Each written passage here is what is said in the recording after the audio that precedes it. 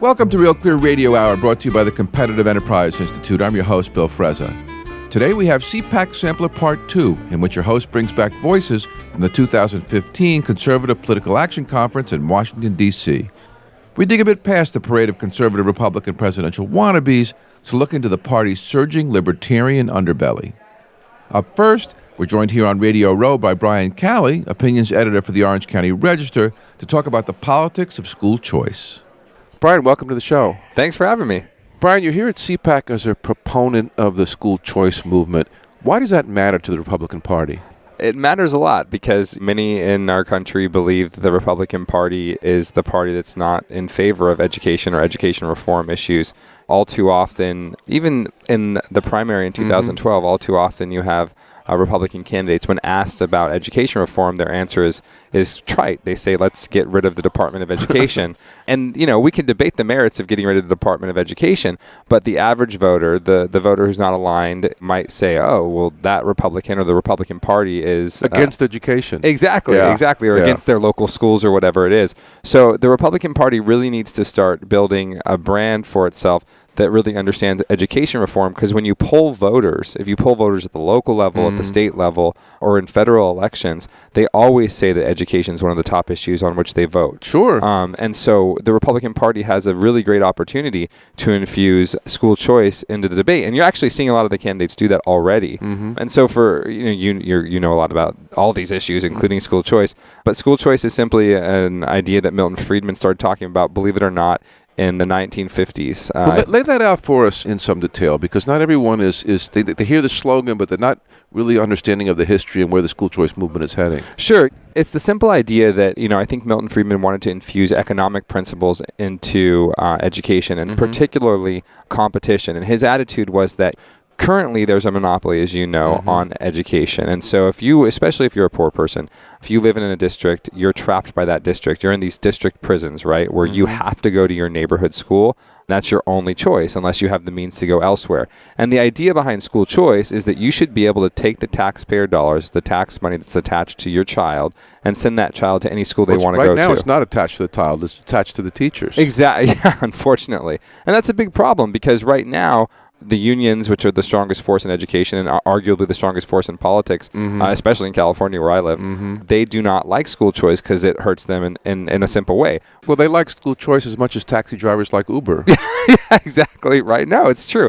Because what happens, right, is that if I leave a school that's a public school where the teachers there are paying union dues, and I go to a charter school or a private school or another public school that's not paying union dues, the unions lose money. Therefore, they lose their ability to spend on political elections. Therefore, they lose their political clout. So it's become this interesting thing where unions at one point in our country's history were meant to kind of protect children, protect certain rights and civil rights. You can argue that. But now they've become the entity that's basically trying to protect their political clout and their own jobs. So was Milton Friedman's simple idea attach the money to the child? Yeah, that was a big part of it. I mean, the idea was just to infuse competition in education. And the school choice movement has grown a lot because in the Bush years, as you remember, school choice was referred to as vouchers or a voucher system, and the left and unions really demonized vouchers. But when you start talking to people in terms of school choice, shouldn't you have the choice of sending your child to a school that's across town if it's a better school? Well, only the rich people have that choice now. Yeah, exactly. And that's a big problem. I mean, my story is interesting. And the reason I became interested in school choice was twofold. Number one, I've always been an admirer of Milton Friedman's economic work, and it led me to read his work on education. But I also am a product of school choice before it was even in vogue to talk about school choice. And a lot of people don't, if you look at me, say, oh, he was born with a silver spoon, white kid. I'm actually half Latino. I grew up in a Latino community in Chino, California, where the schools were really bad. And my mother said, I don't want you to go to the public high school here. And we fought and fought and fought. And I went for one semester, got into fights. I would ditch school. The quality of the education was terrible. So she said, enough of this. And then she put me into a homeschooling program. And then later what she did, which was really awesome and illegal, I might add, she used her friend's address in a more affluent community, Claremont, California. Ooh. Right? Exactly. About 20 minutes away from where we lived. To get you to a different school. Yeah, she falsified a utility bill and used that address to get me to go to Claremont High School so I can graduate from Claremont.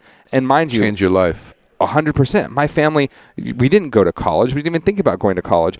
I didn't even know there was such thing as a college counselor on a high school campus. Isn't that something? And it ended up changing my life. And the sad part about this is women, mothers in other parts of the country have gone to jail for doing this. Just last year, I think, or the year before, a woman in Ohio did the exact same thing and went to jail. Now, my story would be much better if my mom went to jail, but she didn't, and she's probably glad for that. Many critics of school choice say that if you attach the money to the child and the child goes to a religious school, you're now violating the Constitution because you're using taxpayer money to teach religion. How do you answer that? I think that's a silly argument, and unfortunately, it resonates with some voters who are interested in the issues of school choice. The reality is it's the taxpayers' money, it's the individual's money, and parents should be responsible for the choices they make in their child's education. I think first and foremost, a parent's involvement in education is critical to a child's success. It's good enough if you can even get that to happen, and many poor communities are not involved at all. Exactly, and you're not giving the money directly to a religious school. You're giving money directly to an individual who can choose where they want to spend that money. The reality is people go to private parochial schools or Jewish schools or whatever schools all the time. So it's no different than that. It's just giving an opportunity to someone who doesn't have the economic means necessarily to do that. What about the criticism of private schools and charter schools that they can exclude the difficult to educate child, either the discipline problem, the handicapped, people with language issues, and therefore those kids are dumped back on the public schools? And again, I think that's a fallacious argument as well, because you're seeing that happen in public education now. There are continuation schools and other types of schools that they try to send the troubled students to all the time. In fact, I was telling you the story about my upbringing and my trials and tribulations, so to speak, in high school. And the reality is the first thing that the counselors at Chino High School wanted to do was they wanted to send me to a school called Buena Vista, which was a continuation school, which was the school where, they would send the kids who got caught with drugs or were getting into too many fights or whatever Reform it is. school. Exactly. They used to call it. No, exactly. And the reality is they're doing that now.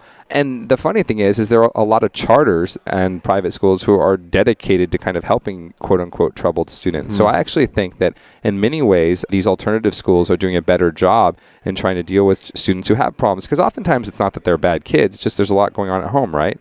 And rather than send them off or farm them off to a reform school, as you called it, I think that charters and give other options for how you deal with those types of things. So you're saying competition can even help there? I think competition helps in everything, right? I mean, you're an economist, so you know these things. The idea, it's a real simple idea. It's if there's a really bad school or say there's a really bad store in your neighborhood. And if no one goes to that store because it's really bad, the customer service is bad, the products are bad, the food is bad, whatever, what happens to that store? People stop going to that store. People stop bringing their money to that store. And what happens? It closes down. In education, that doesn't happen. The bad schools continue on because they have a monopoly in their particular neighborhood. Well, speaking of monopoly in the neighborhood, if you look at our worst performing schools in our country, they tend to be in large inner cities. They tend to be in minority neighborhoods. These are almost always cities that are run by Democrats. And yet the most loyal part of the Democratic Party are minorities in our inner cities. Why is that? That's a great question. I think part of it is that the Republican Party oftentimes comes off as anti-minority and has at least been branded as anti-minority. But again, I think school choice is one of those issues that would really resonate with minority communities. And actually, when, you would think it'd be a civil rights issue. If you ask me, there are two civil rights issues of our time, and obviously education reform is one of them. And I think that what you see happening is that Republicans who have had a historically difficult time being relevant in minority communities have a crossover issue in school choice that actually 10 years ago, if you just look back 10 years ago, they weren't as good on, because a lot of Republicans in suburban affluent areas would say, we don't want school choice because we don't want anyone busing their kids into our communities. We already have good schools. We already have a great community. But that's all kind of shifted. That mindset's shifted. And so I think that if Republicans want to make some inroads into some of these minority communities in big cities, that school choice is the perfect issue because it pulls higher in popularity among Latinos, among the black community, and among Asians. Let's stay with that a minute, because here's one thing I don't understand from historical branding. The Democratic Party is the party of Jim Crow. The Democratic Party is the party of slavery. the Republican Party was on the opposite side of both those issues. How come they can't sort this out? Yeah, well, the school choice might be the way to do it. But it's one of those funny things. It's one of these things where the Republican Party, I mean, if you ask my professors in college, they would tell you, well, the Republican Party and the Democratic Party have changed places over the years, Brian. But the reality is, I don't know that they've changed places. I think you have some outliers within the Republican Party that say some things that are unpopular. And I do think that the immigration debate, and not necessarily the positions on immigration, but particularly the rhetoric that you see used There's a lot on of the inflammatory rhetoric. Unnecessarily so. And frankly, I mean, you do a radio show that's higher brow and intellectual, but a lot of other radio shows, when they say immigration in a vitriolic way, they get ratings, right? Because there's a lot of people who feel very strongly one way or another. And I think that that's a big part of it. The word choices are a huge part of it. And I'm a guy in media, so I know that words matter. So I think that's a huge thing. And in terms of the black community, it's become more and more difficult for Republicans to make inroads into the black communities throughout the country. And I don't think that has anything to do necessarily with President Obama or others. I think, again, it comes down to rhetoric and policy choices. And I think that probably, I don't know if it was 30 or 40 years ago, but you saw kind of a shift in the Republican Party that was you saw a great infusion of Southern Democrats into the Republican Party, and it's really actually shifted kind of the fundamental base of what the Republican Party is. Well, from a political opportunism perspective, there's one thing I've been wondering about. I lurk at a lot of these conservative conferences, and I'm always amazed at how they roll the red carpet out for any black conservative that shows up.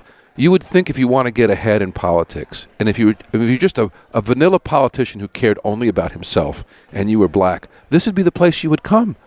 Yeah, maybe. I mean, the reality is the Republican Party needs to highlight its diversity better. I think that's something that you don't see enough. And so when there is someone who's elected who's black or Latino or Asian, you are starting to see them elevated in their status, which I think is a really good thing. And I think that there needs to be more of that. And I think that... Well, Ben Carson opened the conference here. Yeah, no, absolutely. And the reality is the Republican Party is a more diverse party than it's given credit for. In one way in particular, last year in 2012's presidential election, you heard the war on women. In 2014, the war on women. And the funny thing is, it's getting a little old. Well, and I'll give you two examples. One is, I believe that there are more Republican female governors than there are Democratic female governors. I can only think of one governor in the country that is female and Democrat, and she's in Oregon, and she was just elected. And I can think of several that are Republican. That's one. And number two, in places like California, which is, the Republican Party is a minority party, certainly, and had been until last election cycle a super minority. There are actually more Republican women elected to our state assembly. Really? Yeah, it's very funny. So you're seeing a shift in this, and I don't think the Republican Party does a good enough job of highlighting that or embracing its diversity. I think it's really, really important. Hopefully that's changing. We'll see, I guess, going into this presidential cycle. So, Brian, like every generation, we'll be passing the baton soon to the millennials. What role do they play in all this? I think they play a huge role, and I think that one of the reasons that I'm even here at CPAC, because as you know, it's kind of wacky. People walking around in costumes, and you get every type of a thinker here.